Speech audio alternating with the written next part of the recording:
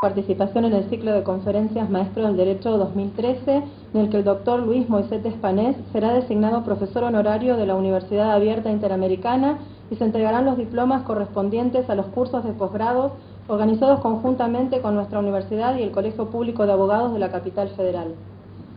Los actos de hoy están siendo transmitidos en vivo por videoconferencia a los estudiantes de la Universidad Abierta Interamericana de las localizaciones Berazategui, Lomas de Zamora, Castelar y zona norte de la ciudad de Buenos Aires, y puede verse también por internet en todo el mundo. Acompañan en el estrado al decano de la facultad, profesor doctor Marcos Mauricio Córdoba, el profesor doctor Luis Moisés Espanés, la señora directora de la Diplomatura en Derecho de Familia, profesora doctora Graciela Medina, la señora directora de la Diplomatura en Contratos Bancarios y de Financiamiento, profesora doctora Esther Ferrer de Fernández, la señora coordinadora de la Diplomatura en Derecho de la Salud, doctora Viviana Bonplan, el vicedecano de la Facultad de Derecho y Ciencias Políticas, profesor doctor Alejandro Laje. Nos honran con su presencia el profesor doctor Julio César Rivera, el profesor doctor José Tobías, el señor presidente del Colegio de Abogados de San Isidro, profesor Antonio Caravio, la señora consejera del Colegio Público de Abogados de la Capital Federal, abogada Andrea Campos, el señor secretario académico de la Escuela de Posgrado del Colegio de Abogados de la Capital Federal, licenciado Darío Campidolio, el señor coordinador de la Diplomatura en Derecho de la Familia, profesor Ignacio González Magaña, familiares y amigos del doctor Moisés Espanés y de los diplomados. En primer término, hará uso de la palabra el decano de la facultad, profesor doctor Marcos Córdoba.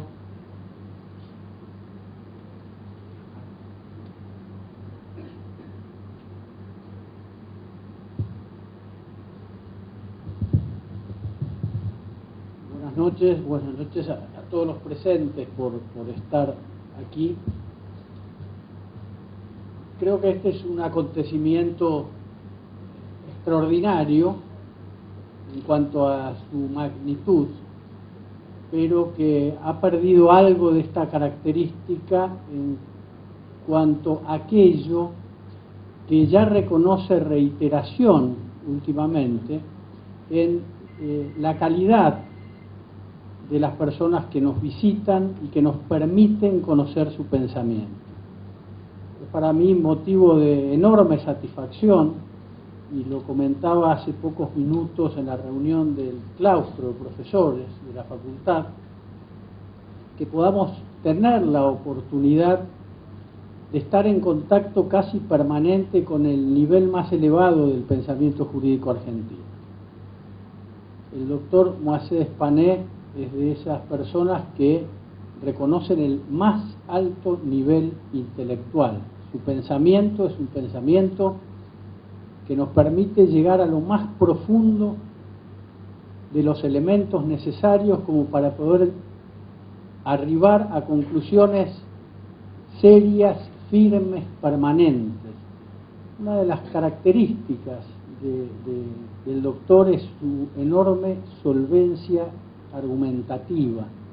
Siempre recuerdo, y en relación a sus desempeños, a los desempeños que ya nos anunciará el profesor Laje respecto de Moisés Espanés, en el más alto tribunal de justicia de su provincia, cuestiones que no reconocen registro, pero de las que tengo certeza.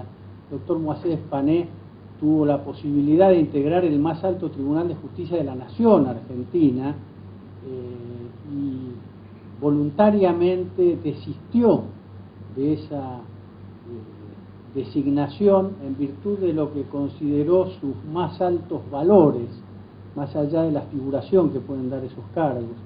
Pero a Moisés Espanés, además, yo siempre lo relaciono con la Academia Nacional de Derecho de Córdoba, una academia a la cual yo me siento muy ligada y quiero mucho.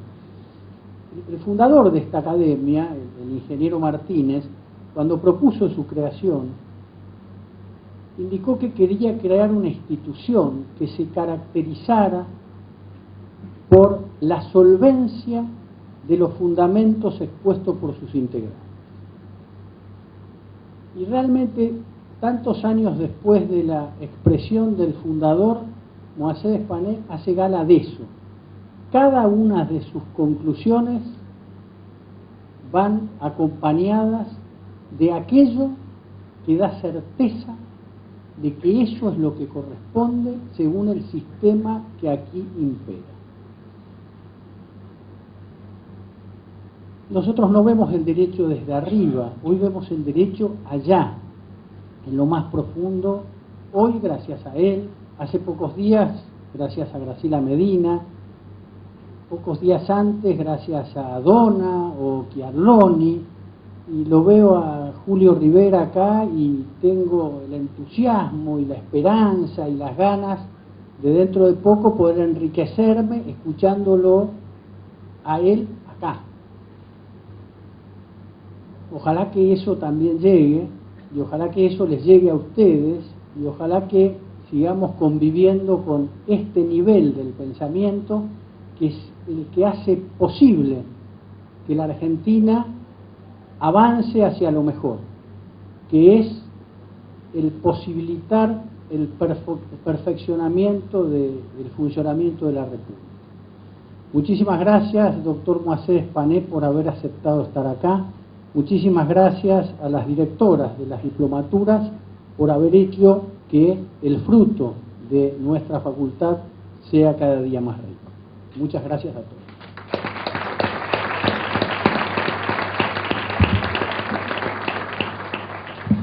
A continuación, el vicedecano de la Facultad de Derecho y Ciencias Políticas, profesor doctor Alejandro Laje, leerá la disposición por la que se designa al doctor Luis Moisés Espanés como profesor honorario de la Universidad Abierta Interamericana. Disposición número 22. Buenos Aires, 28 de septiembre de 2012. Vistos los antecedentes académicos y científicos del profesor doctor Luis Moisés Espanés, considerando que el profesor es doctor en Derecho y Ciencias Sociales por la Universidad Nacional de Córdoba, laureado por la Academia Nacional de Ciencias de Buenos Aires en el año 1969, condecorado por el Gobierno del Reino de España con la Cruz de Mérito Jurídico San Raimundo de Peñafort en 1980, que ha sido presidente y vicepresidente de la Academia Nacional de Derecho y Ciencias Sociales de Córdoba en diferentes periodos, que es presidente honorario de dicha academia desde el año 2001, que su labor como jurista ha sido reconocida con el nombramiento de académico correspondiente en las academias de jurisprudencia y legislación de España, México, Honduras, Perú, Asturias, Brasil, Colombia, Valencia, Aragón, Bolivia, Paraguay, Nicaragua, Galicia y de Costa Rica, que es presidente de la Mesa Permanente de Academias de Jurisprudencia y Ciencias Sociales de Iberoamérica, que fue vocal del Tribunal Superior de Justicia de Córdoba entre 1992 y 1997 y conjuez de la Corte Suprema de Justicia de la Nación y de la Cámara Federal de Córdoba, que es profesor emérito de la Universidad Nacional de Córdoba, que su obra escrita consta de más de 35 libros y cientos de artículos, comentarios de fallos y recensiones en las principales revistas jurídicas argentinas y del extranjero, que su obra constituye un verdadero aporte en la interpretación de las fuentes del derecho argentino, destacándose en particular sus estudios de la Escuela de la Exégesis, los de la tradición germánica e italiana, los del realismo anglosajón y los de los países del continente americano, que su análisis y resolución de las problemáticas de la relación jurídica, específicamente sus estudios sobre la causa, proyectada sobre toda la vida del negocio jurídico, permitieron resolver con precisión conceptual los problemas de la ineficacia sobreviniente de la dinámica negocial, que en sus diferentes publicaciones sobre obligaciones y responsabilidad civil resuelve convenientemente los problemas esenciales de dichos institutos, estableciendo claramente sus fundamentos, en particular respecto de las cosas peligrosas, contribuyendo así a la resolución de un problema social característico de nuestra época, que es el de las víctimas de accidentes, que su obra sobre el derecho registral, actualización monetaria, derechos reales, sociedad conyugal, interpretación del derecho y demás institutos jurídicos por él tratados demuestran un conocimiento sobresaliente en su mérito y estimación del derecho argentino y del de los países que nos inciden, que la calidad de su investigación se caracteriza por la identificación precisa de las reglas que orientan las conductas fundadas en razones, por la minuciosidad de la búsqueda de los antecedentes y por la maduración de las conclusiones a las que arriba, que su pensamiento ha liderado la revisión del concepto mismo de derecho, evolucionando desde una concepción tradicional que lo considera como una relación estrictamente intersubjetiva hacia otra que incluye una gama de situaciones jurídicas que deben protegerse, comprendiendo cosas, animales y otros elementos de la naturaleza, que en la controversia científica sus argumentos se vierten siempre con el fin de contribuir e iluminar el camino del Estado de Derecho, que como investigador ha impulsado el trabajo en equipo, dejando de lado las ventajas y distinciones personales, emprendiendo así obras de envergadura imposibles de abordar individualmente, que con su vasta actividad como profesor ha robustecido los lazos de amistad que vinculan a nuestra comunidad académica. El decano y el vicedecano de la Facultad de Derecho y Ciencias Políticas disponen solicitar al Consejo Superior de la Universidad la designación del profesor Luis Moaced Espanés como profesor honorario. En atención al pedido del señor decano y a los motivos expuestos, el Consejo Superior de la Universidad Abierta Interamericana, por resolución número 4012 del 4 de octubre del 2012, designó como profesor honorario de la Facultad de Derecho y Ciencias Políticas al doctor Luis Moaced Espanés, en virtud de lo cual se le expiden el presente diploma y la medalla conmemorativa. El decano de la Facultad de Derecho hace entrega del diploma y de la medalla conmemorativa.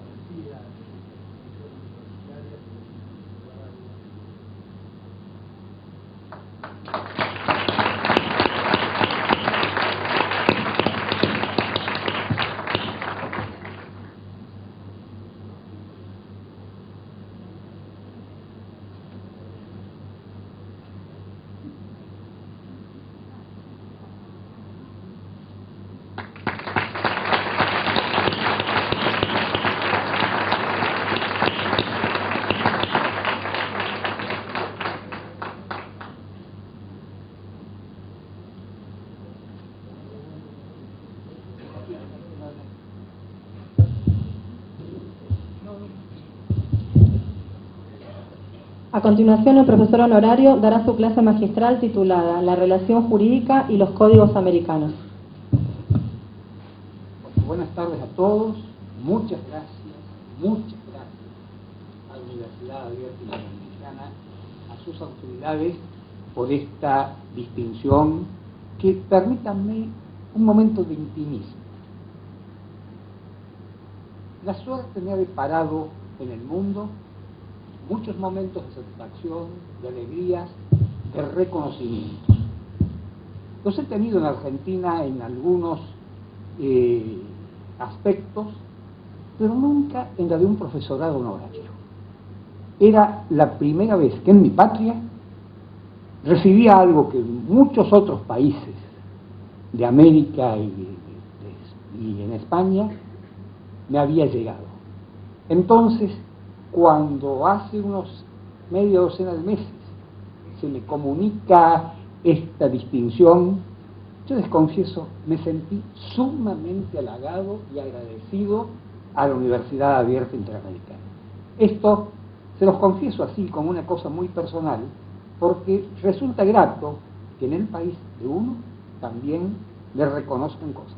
No es que no hubiera tenido reconocimientos en Argentina, donde recordó que mi tesis doctoral fue laureada por la Academia Nacional de Ciencias cuando yo tenía apenas 37 años, sí, pero un profesorado honorario no lo había recibido nunca. Gracias de nuevo. Señores,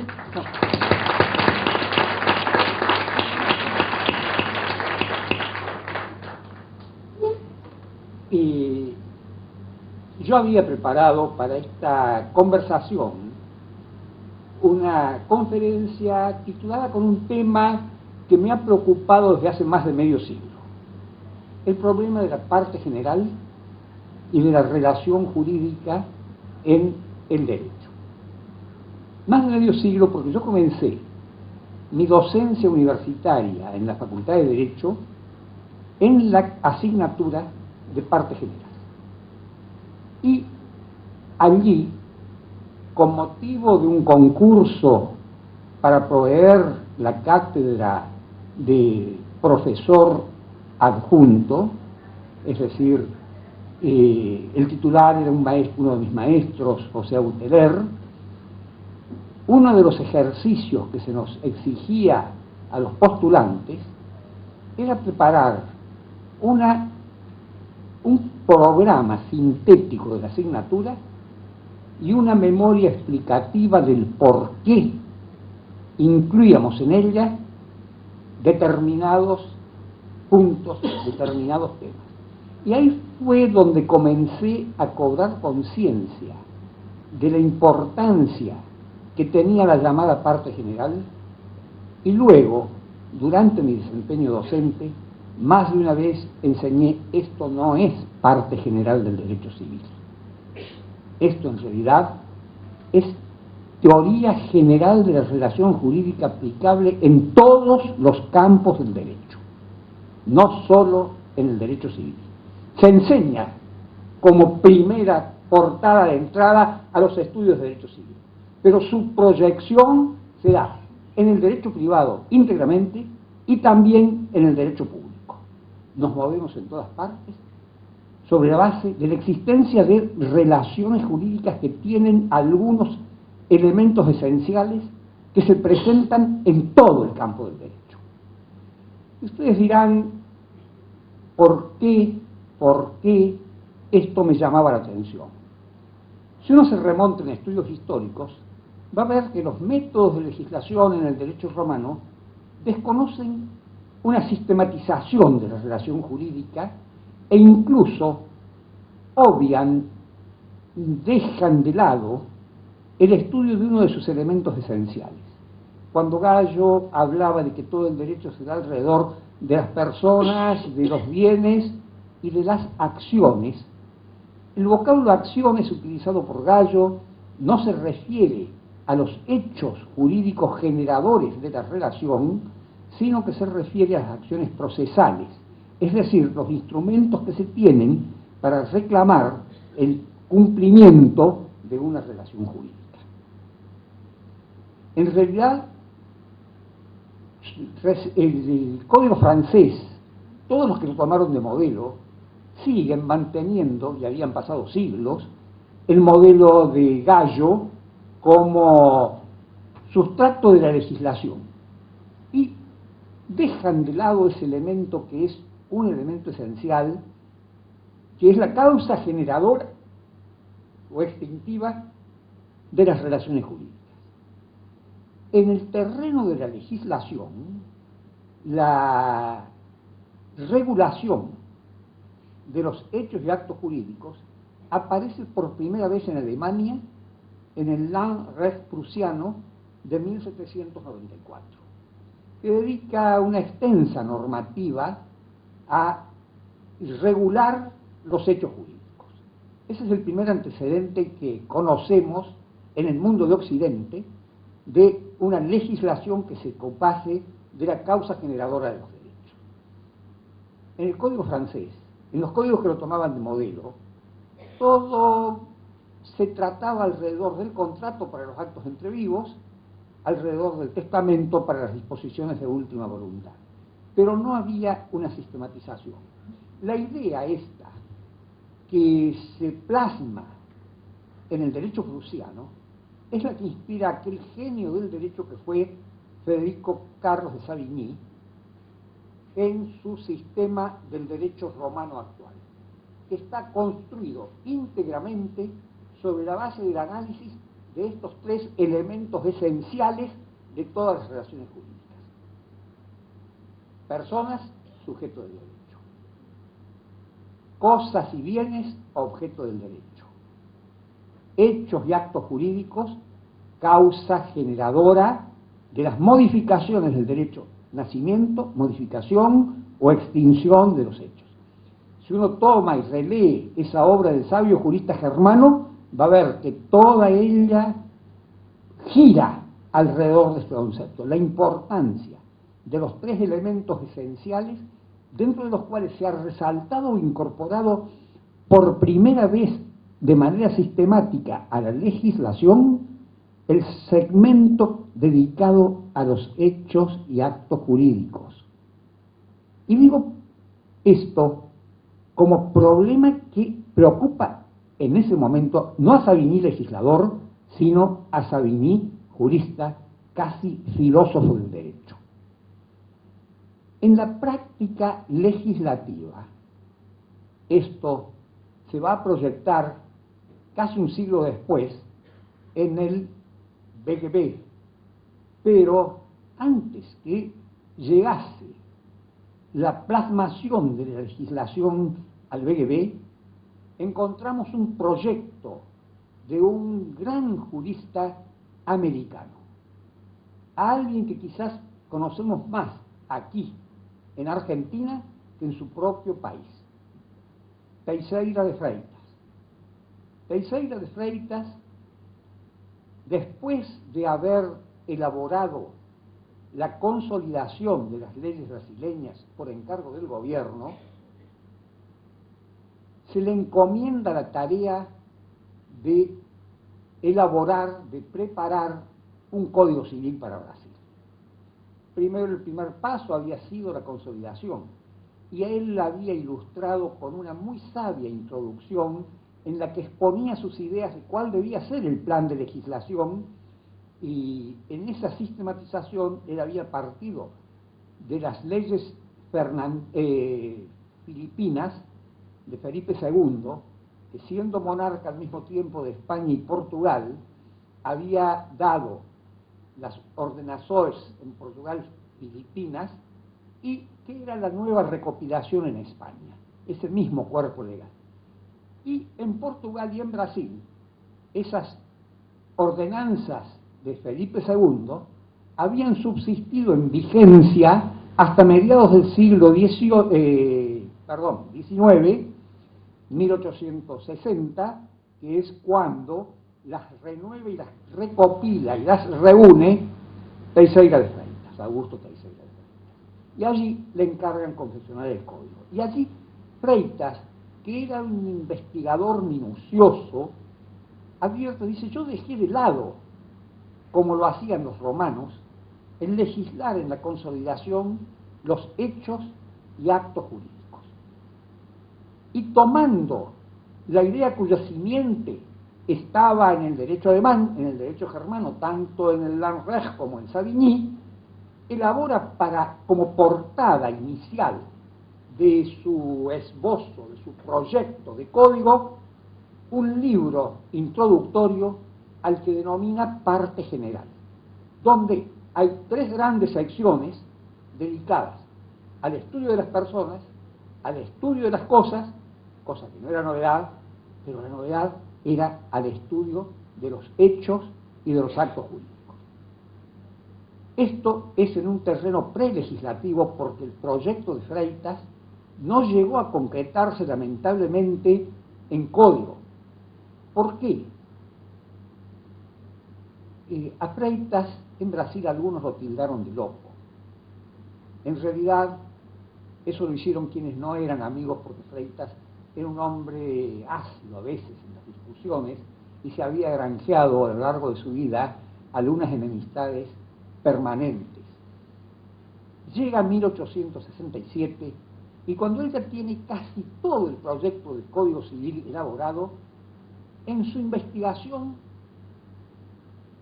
ha avanzado un paso más y ha llegado a la conclusión de que algo realmente moderno en ese momento es desgajar la teoría de la relación jurídica, eso que había llamado parte general, y colocarla en un libro aparte, en un primer libro general que tenía como destino no solo el derecho civil, sino todo el derecho. Y luego, en otro libro, en la parte que regulaba el derecho privado, reunir todo el derecho privado, tanto el civil como el comercial, por considerar que no había ninguna razón ontológica para separar la legislación civil de la legislación comercial. Eso lo expone en carta dirigida al Ministerio de Justicia en 1867, donde él les pide cambiar el plan de la obra que estaba realizando, en la cual llevaba varios años de trabajo. Resulta que en ese momento el ministro de Justicia no era amigo de Freitas. Había tenido muchos años antes unas diferencias y aprovecha él y su sucesor, aprovechan la circunstancia que dice, si no me permite el gobierno hacer este cambio, yo no puedo seguir con la obra, porque mi convicción científica me dice que para dar un gran código hay que dar estos dos pasos. Freitas era, yo he dicho, anacrónico. Anacrónico fuera de tiempo, no es solamente atrasado. Anacrónico también es el que se adelanta demasiado. Y era demasiado, estaba su pensamiento demasiado adelante para la época en que vivía. Entonces el gobierno de Brasil, el ministro, le dicen aceptamos su dimisión. Y queda concluido el trabajo de Freitas sin que pudiera completarse. Y él les decía, si ya está todo el trabajo de ese libro introductorio general hecho en lo que yo trabajé con el nombre de parte general, porque todo el estudio de las relaciones jurídicas lo he hecho allí, o sea que no me faltaría tanto, pero prescinden de él y Brasil se queda sin código hasta 1917, cuando Clovis Bevilacqua dé un código a Brasil. Yo señalo esto por la gran anticipación de pensamiento y porque esa idea que viene impulsando a Freitas y a la doctrina germánica va a concretarse en Alemania con una parte general, pero va a concretarse en Argentina de otra manera. Vélez Sarsfield fue un gran admirador de Freitas. Se carteó con él, intercambió correspondencia de la cual se encuentran todavía algunas piezas de Freitas en la Biblioteca Mayor de la Universidad Nacional de Córdoba, junto con los manuscritos del Código Civil, se exhiben cartas de Freitas a Vélez Sarsfield. Vélez Sarsfield, cuando encara por encargo del gobierno a comienzos de la década del 60 del siglo XIX, la elaboración del código, dice, lo que más trabajo me significó a mí para preparar un código civil fue la elección del método que debía presidir la obra y que iba a influir en el plan de materias. Y esto lo he encontrado en Freitas. Y ese método va a ser el que inspira toda la obra de Vélez, que se basa principalmente en la distinción entre los derechos personales y los derechos reales. Pero además, cuando ya llega a redactar las cosas, dice, pero a veces el legislador puede apartarse un poco y yo no voy a seguir totalmente las ideas de Freitas, no voy a incluir un libro de parte general, sino que cada uno de los elementos los voy a colocar en mi código lo más cercano posible a la parte de práctica en que debe estar. Y voy a colocar las personas, los derechos personales en el libro primero cerca de los derechos personales en el derecho de familia. Y voy a colocar el objeto del derecho cerca de los derechos reales, al comenzar los derechos reales. Y voy a colocar, vean ustedes, primer código que legisla sobre los hechos, primer código civil, porque el Landgraf prusiano no era un código civil sino territorial. El primer código civil que legisla sobre los hechos y actos jurídicos de manera sistemática es el Código Civil de Dalmacio Vélez Sarsfield, y los coloca entre las obligaciones y los contratos en el libro segundo del Código, lo más cerca del lugar donde están las causas generadoras principales que van a ser los contratos. Esto es una de las grandes conquistas legislativas. ¿Por qué? Antes de que el Código alemán cree en su parte general una sección destinada a los hechos y actos jurídicos, los hechos y actos jurídicos están legislados en una sección en el Código Civil argentino, siguiendo el pensamiento prelegislativo de Freitas. Estas son cosas que deben tenerse en cuenta. Después que aparece el Código Civil alemán, se ha hablado mucho y se ha discutido sobre la conveniencia o no de que los códigos tuviesen una parte general. Y en los códigos europeos, algunos discutieron esto, hay un trabajo de Ionesco y hasta en la propia Alemania trataron de dar una nueva legislación que diese preeminencia a los libros preliminares por sobre la parte general, cosa que no se plasmó.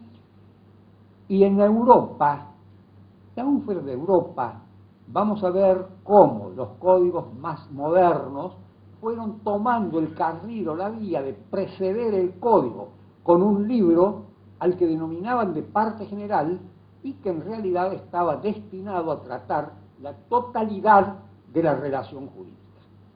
Esto pasa en los países socialistas, en Polonia, en Checoslovaquia, pasa en China, pero en los países de la Europa occidental capitalista también, porque tenemos uno de los códigos más modernos, casi el último de los, casi el último, porque luego el código holandés llega posteriormente, pero que es el Código de Portugal. Y el Código de Portugal sí legisla sobre parte general. Todos esos códigos han tomado la idea germánica de que era menester tener reunidas en un libro la regulación de los elementos esenciales de cualquier relación jurídica, aunque el libro estuviese en el Código Civil y se hablase de esto como parte general del Código Civil. Brasil, cuando codifica, no sigue los pasos del Código Alemán, que era muy reciente, sino que sigue los pasos de Freitas. Si se toma el índice de la parte general del Código Civil brasileño del 17, vamos a ver que está tomando el modelo de lo que era el esbozo de Freitas. Y en América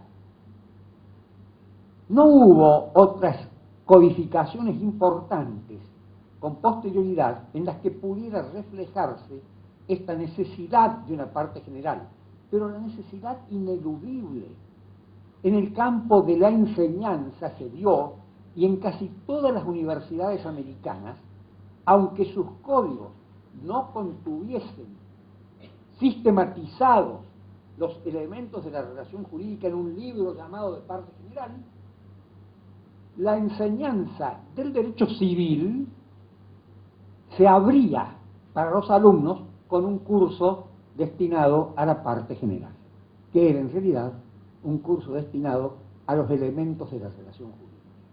Yo esto, y la importancia que esto tenía, lo alcancé a vislumbrar cuando comencé a estudiar parte general, no en la licenciatura, sino para poder dar mis clases de parte general en la Universidad Nacional.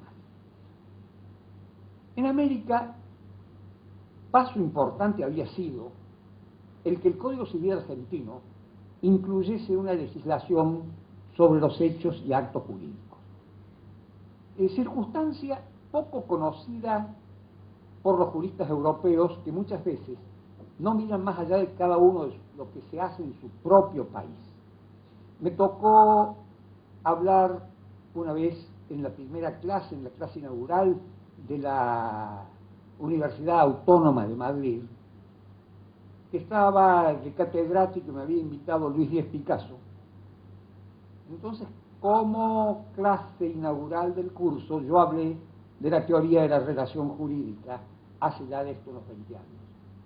Y mi buen amigo don Luis Díez Picasso, actual presidente de la Real Academia Española de Jurisprudencia, hasta ese momento no tenía noticias de que había un código americano, salvo el de Brasil, que consideraban que había tomado la parte general del derecho alemán, lo que no es real, les insisto, que legislara sobre los hechos y actos jurídicos. El camino ese que Brasil lo hace en la parte general y Argentina en la sección segunda de su libro segundo en el código, va a ser seguido por otra codificación americana, que es la codificación peruana del año 36, no la última del 84, que va a tomar el mismo camino, pero se abre la idea y lo discuten en la comisión, y uno puede ver cómo los juristas que, especialmente los Echea y Sof y Muro, que eran integrantes de la comisión peruana que elaboró el Código de 1936, dicen que es conveniente seguir el camino de los códigos de Brasil y de Argentina, incluyendo una legislación sistematizada de los hechos y actos jurídicos que completa de esta forma el estudio de los elementos de la relación jurídica y no los reduce al sujeto y al objeto de los derechos. En Argentina, no solo se impone la enseñanza de la parte general en todas sus universidades, sino que todos los proyectos de reforma que se van sucediendo a partir de el año 32, cuando el anteproyecto de Bibiloni, el proyecto del 36, el anteproyecto del 54, el proyecto del 98 y el proyecto del 2012, todos aquellos proyectos que han procurado hacer una renovación completa de la arquitectura del código, van a abrirse con una parte general dedicada a la teoría de la relación jurídica y de sus elementos. A veces, quizá yo he criticado, por ejemplo, en el proyecto del 98, en esa parte general no se habla del objeto de los derechos, sino que se habla de la propiedad, minimizando lo que es el objeto de la relación jurídica. Porque el objeto de la relación jurídica no se da solamente en los derechos reales en la propiedad. Hay una cantidad de relaciones jurídicas que son extrapatrimoniales que también tienen objeto, aparte de las relaciones jurídicas de derecho público, donde no es la propiedad, pero en ninguna relación jurídica falta un objeto y no se reduce el objeto a la propiedad de las cosas.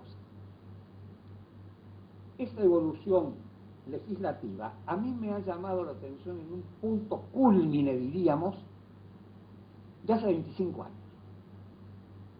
El último código americano del siglo XX ha sido el Código Civil de Cuba. El Código Civil de Cuba ha entrado en vigencia hace 25 años, se terminó su redacción hace 26, se aprobó hace 26 años y entró en vigencia hace un cuarto de siglo. El Código Civil cubano tiene una particularidad. Dentro de su brevedad, una particularidad muy interesante. Se abre con un primer libro al que no denominan de parte general. Lo denominan la relación jurídica. Ha captado la esencia de lo que realmente pretende la parte general.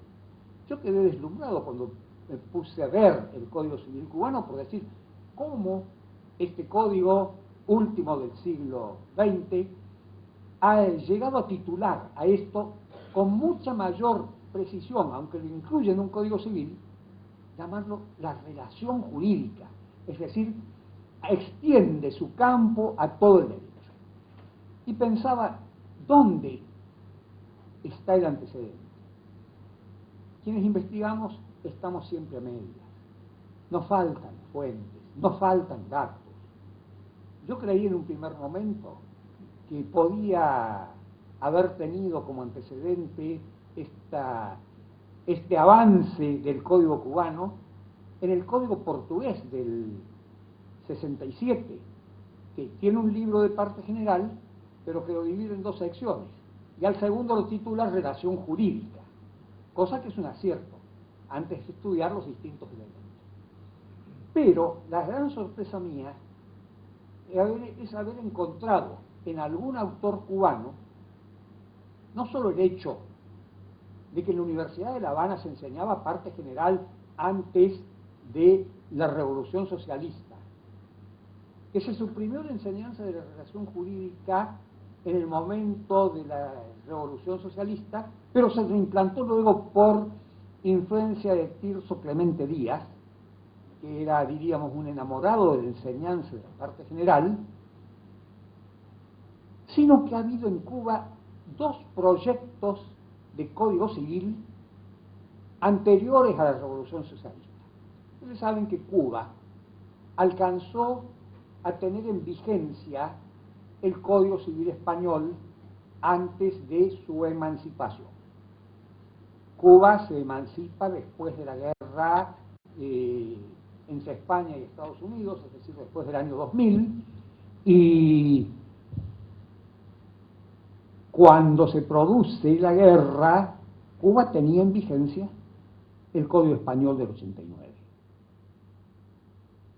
Las fuerzas de ocupación norteamericanas deciden mantener como una necesidad de continuación en la vida jurídica el Código Español. Y cuando se independiza Cuba, poco después, se mantiene plenamente en vigencia el Código Civil Español.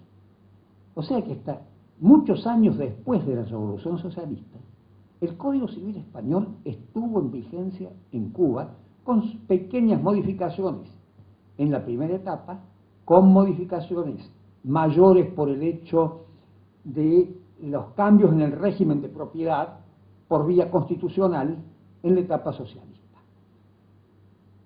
Pero hubo, antes del gobierno socialista, dos proyectos de código, de dos juristas, uno allá por el año 20, no recuerdo de memoria, discúlpenme que en esto el nombre del autor del proyecto, de ese primer proyecto, está en el trabajo que he enviado, pero no.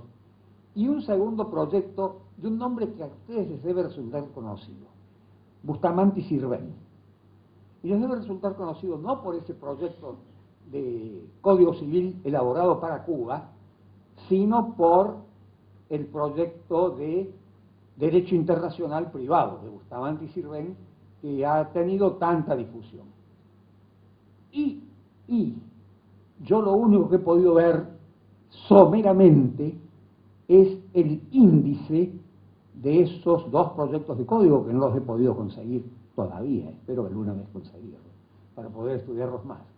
En los dos proyectos, el libro primero se titula Relación Jurídica, es decir, que la elección de denominación de relación jurídica abarcadora y no de parte general del derecho civil, en Cuba no es del código de hace 25 años, sino que tiene un de sus raíces en los dos proyectos anteriores de reforma que pretendían reemplazar íntegramente el Código Civil Español. Señores, yo creo que he hablado demasiado.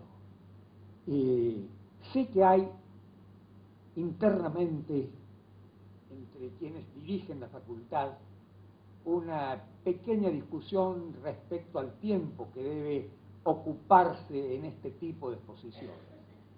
Que alguien como el señor decano pretende que no sea más de 20 minutos, y yo me he excedido. O que alguien como el señor del vicedecano pretendería que hasta pueda excederse la hora. No he llegado a eso. Pero creo que el público merece que les dispense de tener que escucharme más, y doy con esto por concluida la exposición, que dejo por escrito a disposición de ustedes, porque se las he enviado a Alejandro, con los distintos detalles, que hubiera sido un poco tedioso se los leyera a todos. Buenas tardes.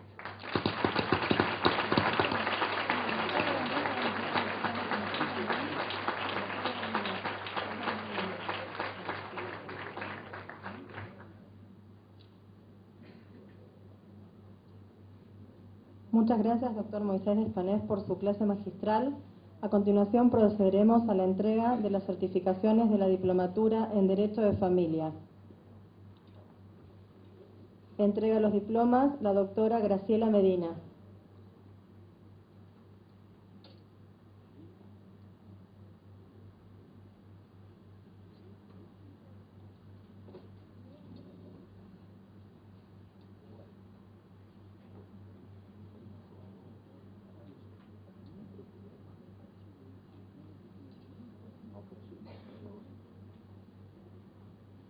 Invitamos a subir al profesor González Magaña también a entregar los diplomas.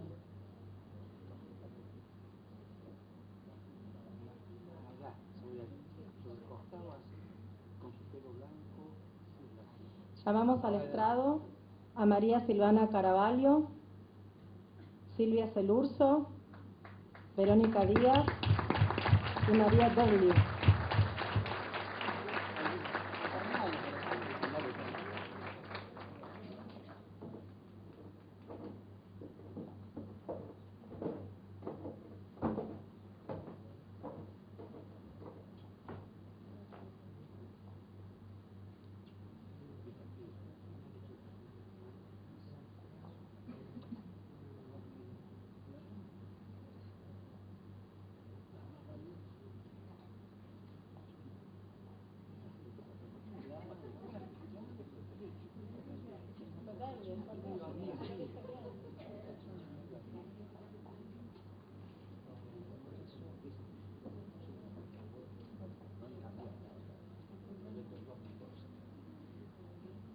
A continuación suben Andrea Fernández, Patricia Fonseca, Eduardo González y Celia Iliobre.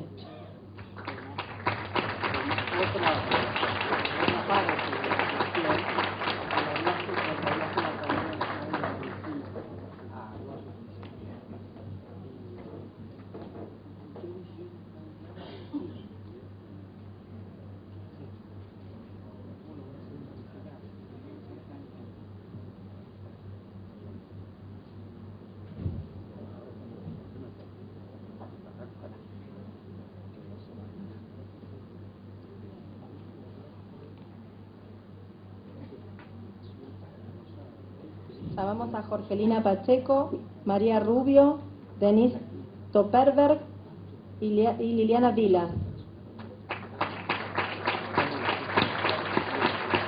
Perdón, Sara Villanueva también.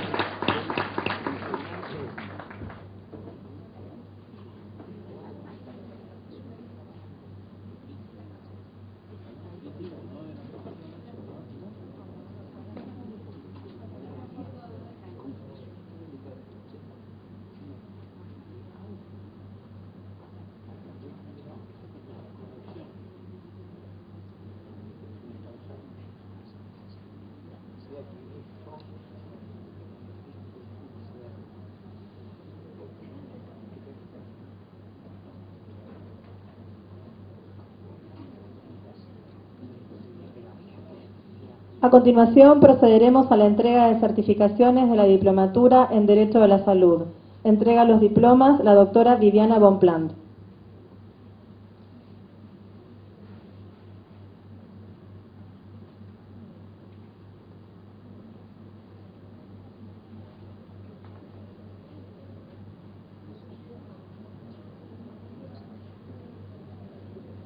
Invitamos a subir al estrado a Marcelo Barrionuevo, Gabriela Vicky, Cristina Lépez,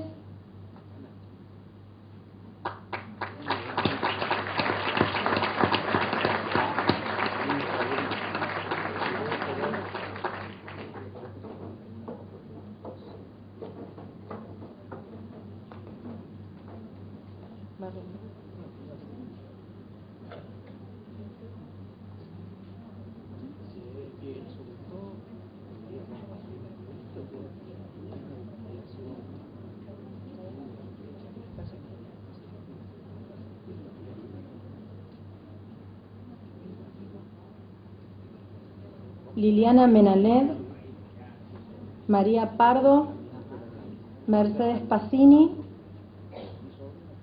y Luciana Suárez.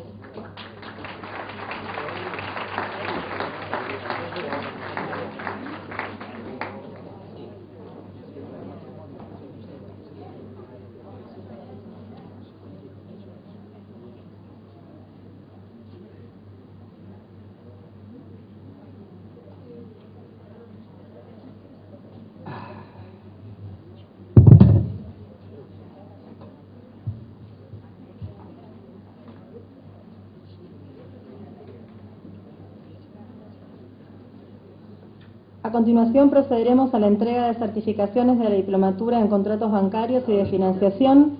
Entrega los diplomas la profesora doctora Esther Ferrer de Fernández.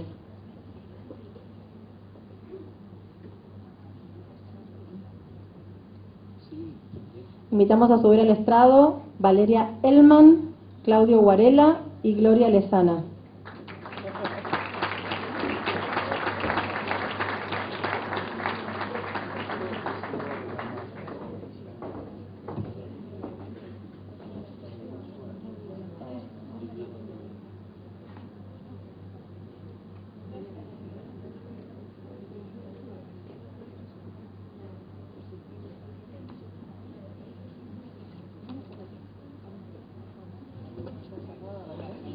Así damos finalizados los actos del día de hoy. Muchas gracias por su presencia.